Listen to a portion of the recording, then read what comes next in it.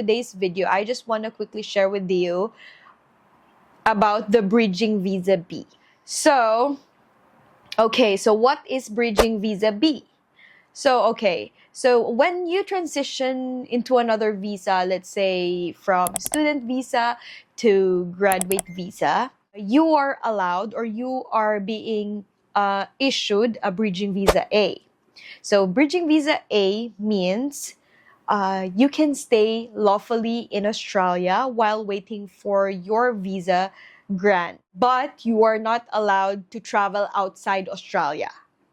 Yes, that's where Bridging Visa B comes to the picture. That's when you need Bridging Visa B. So yes, I read a lot of things and how to do it and stuffs like that. So this is just a guide. If you really want to get an agent, it's up to you. But this one is just to help you. So there you go. So Bridging Visa B means you can go out of Australia while your visa is still on process. So let me just read some of the pointers in their app to sum it up. But I'll tell you what did we do to get that one. Okay, Bridging Visa B. So this costs $185, and this is really fast. It says in their website that there are no processing times available for this visa, meaning it's really fast. It's just like formality. With this visa, you can stay lawfully in Australia until your substantive visa application is finally determined or were granted in association with judicial review until those proceedings are complete. You can leave and return to Australia within the defined travel period while your application of substantive visa is being processed. And you can work if Bridging Visa B permits. So to be able to apply for this, you must be in Australia when you apply for this visa. You must be the holder of Bridging Visa A or Bridging Visa B.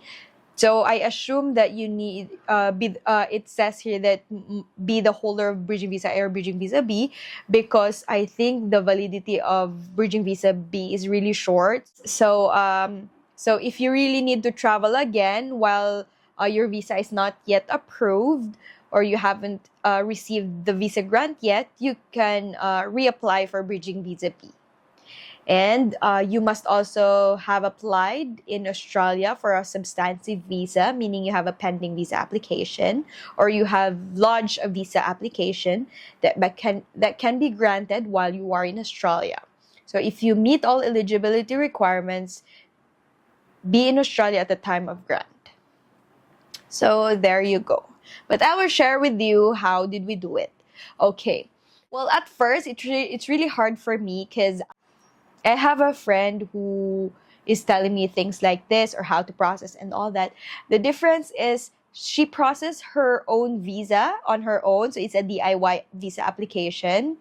So technically, all her information is in her ImmiAccount. While in our case, we don't have ImmiAccount. I need to create one for us because we have an agent. We hire an agent to process our new visa. Because we don't have any access to the visa application or to visa status and all that. Yes, but you know what? It's really easy. I didn't know.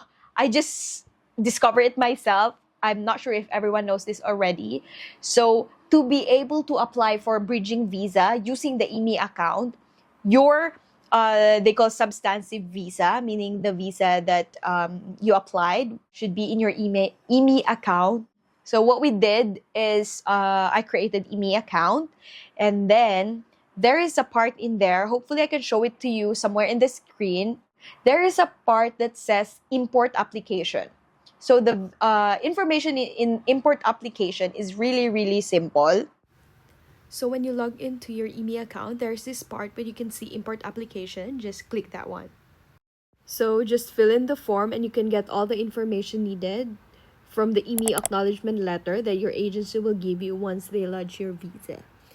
Once it matched to all the information from that visa application, it will be imported to your ImmiAccount. So as simple as that. Once you already import like your information to your ImmiAccount, once you click that one, you can see apply for bridging visa B.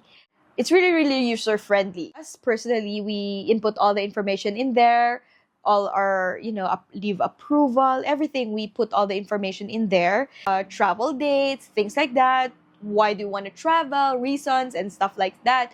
You just need to put all your information and then submit. You need to pay, which is $185 for both of us. So it's not per person, it's for both of us because I'm the dependent. So for the primary and dependent, it's just like $185 for both of us. Then after that, once we submit everything, we paid everything.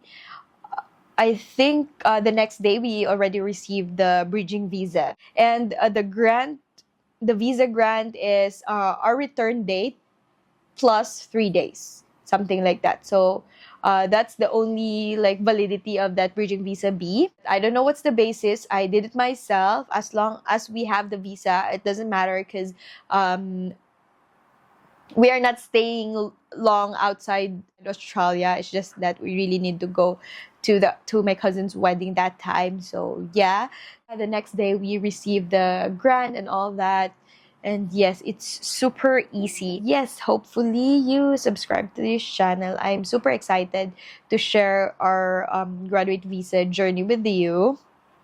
I just need to take note all of the things that we did because it's been a while since we submit that before it got approved. And I told myself once I get the visa, that's the time that I will share it with you so that you know the timeline and all that. So disclaimer, it might be different on your end because it really depends on the situation, on the documents submitted and all that.